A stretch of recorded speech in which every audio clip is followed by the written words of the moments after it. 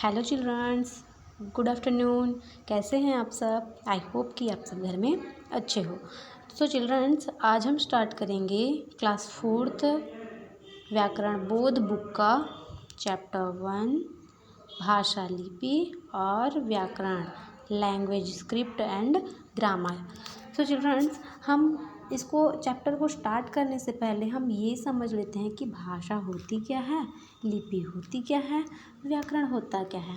तो सबसे फर्स्ट हम भाषा होता क्या है ये समझ लेते हैं। तो भाषा क्या होती है?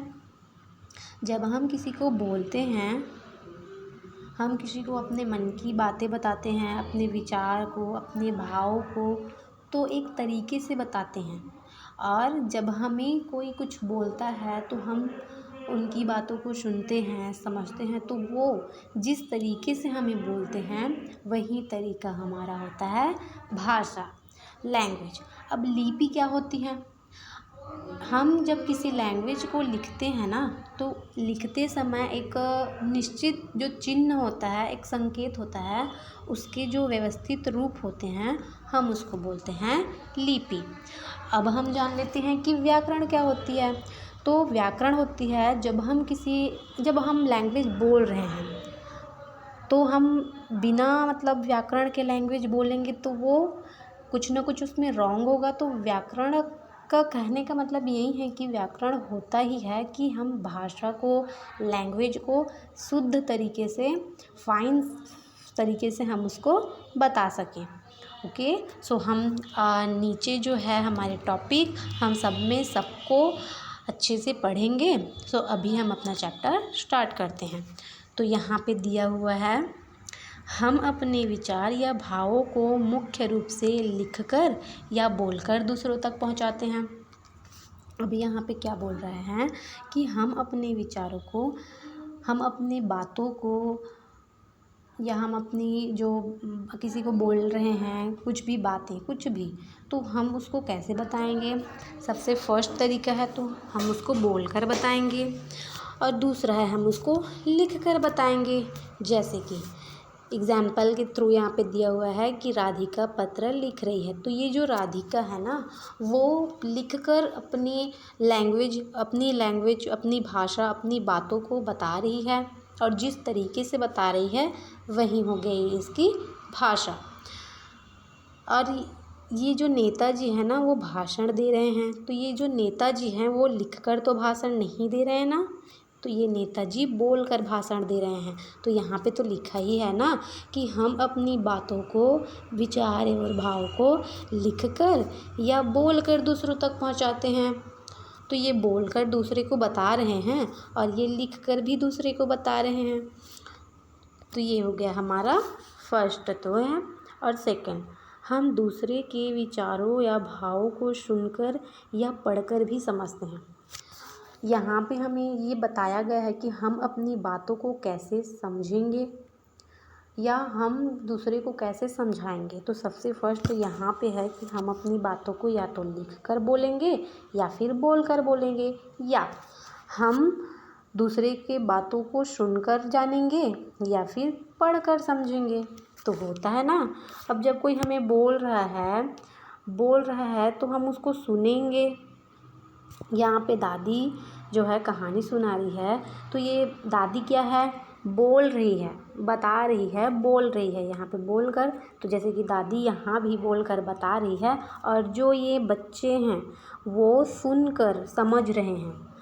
सुनकर तो ही समझेंगे ना, सुनकर उनकी बातों को समझ रहे हैं। और जो ये आदि है ना, वो पुस्तक पढ़ रहा है। तो ये जो आदि है वो पढ़कर बातों को समझ रहा है। जो पुस्तक में लिखी हुई बातें हैं, पुस्तक में लिखी हुई लैंग्वेज है, वो सभी को वो पढ़कर समझ रहा है। तो यहाँ पे ही बोला ही ये गया है कि हम दूसरे की विचार को, भाव को कैसे समझेंगे? सुनकर या फिर पढ़कर। हम देख लेते हैं नीचे, विचार या भावों को व्यक्त करने का एक और भी ढंग है, संकेत द्वारा। अब यहाँ पे बोला गया है संकेत द्वारा। तो हम अपनी बातों को ना संकेत के तरीके से भी बता सकते हैं। अब संकेत के तरीके से कैसे, हम किसी से इशारे में बात करते हैं ना, वही हो गया हमारा संकेत द्वारा। जैसे कि अभिषेक संकेत करके पानी मांग रहा है, तो ये जो अभिषेक है वो मम्मी से, देखो मम्मी को इशारे से बोल रहा है मुझे पानी चाहिए। ठीक, इसको मुंह से बोलना नहीं पड़ रहा है, ये इशारे से ही समझा रहा है। देखो तो अपना हाथ ये मग की ओर रखा है और मम्मी समझ जाती है कि हाँ ये पानी मांग रहा है। और उसी तरह और यहाँ पे दिया गया है सिपाही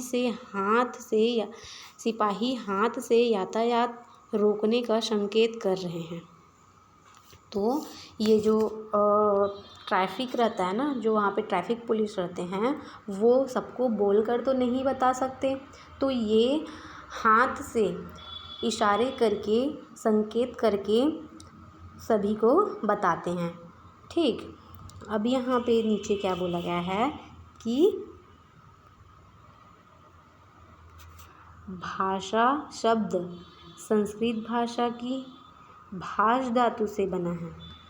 अब यहाँ पे क्या बोला गया है कि जो हमारी भाषा शब्द है वो कहाँ से बना है, किससे बना है। तो हमारी जो भाषा शब्द है ना, वो संस्कृत भाषा के भाष धातु से बना हुआ है। और इसका मीनिंग क्या होता है, इसका अर्थ होता है बोलना या प्रकट करना। बोलना या फिर प्रकट करना मतलब होता है बताना, अपनी बातों को किसी को बताना। ठीक, तो हमने अभी क्या देखा कि जो भाषा शब्द, हमने तो समझ लिया कि भाषा होती क्या है। जब हम किसी को बोलकर बताते हैं या फिर किसी की बातों को सुनते हैं, तो एक तरीके से बोलते हैं और एक तरीके से सुनते हैं, तो वो हो गई हमारी भाषा। अब ये भाषा आई कहाँ से, सबके मन में आता है ना कि अरे ये भाषा आई कहाँ से होगी। तो ये भाषा हम लेते हैं संस्कृत भाषा की भाष धातु से। और इस भाष धातु का मीनिंग क्या होता है, बोलना या प्रकट करना, बोलना या बताना। ओके, तो इसका जो मेन है वो क्या है, अतः भाषा शाब्दिक अर्थ अपने भाव या विचारों को कहना या व्यक्त करना होता है। अब यहाँ पे भाषा का मेन पॉइंट क्या होती है, भाषा का रियल में मीनिंग क्या होता है उसका ना। तो अब यहाँ पे भाषा का शाब्दिक अर्थ होता है कि हम अपनी भावों को, विचारों को, मतलब अपनी बातों को कहते हैं, व्यक्त करते हैं, मतलब उसको बताते हैं। वही होता है हमारी भाषा का main meaning. Okay, so childrens, I hope कि आपको ये लेक्चर समझ आया होगा। सो आज के लिए बस इतना ही, आगे का टॉपिक हम नेक्स्ट वीडियो में कंप्लीट करेंगे। So thank you and take care.